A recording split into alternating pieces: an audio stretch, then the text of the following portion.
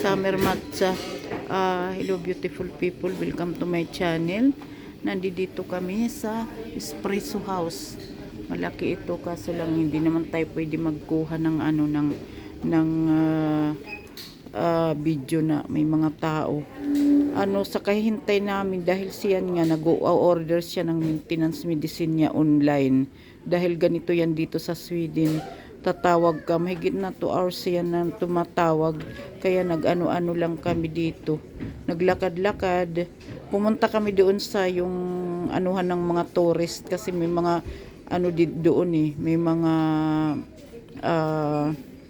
yung souvenir.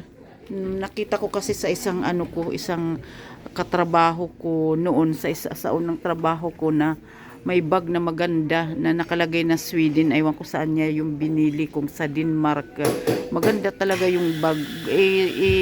Bibili sana ako isa sa akin at saka bibili ako ng para sa mga kaibigan ko. Yung mga mabait sa Facebook. Kaso lang wala doon sa may tourist bureau pala ang tawag noon. Kasi nagbili-bili na ako doon noon ng mga yung mga cups, yung mga bag at saka pa. Itong in-order ni Sveneric ba summer matcha daw yung na yan.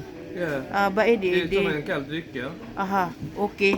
And this one pecan Dulce crème. pecan dulce daw ang tawag kasi yung na yan, yung mga nuts na yan yung ang tinatawag na pecan nuts. Ayan. Edi got ilskling. Okay. Thank you for watching. Bye bye.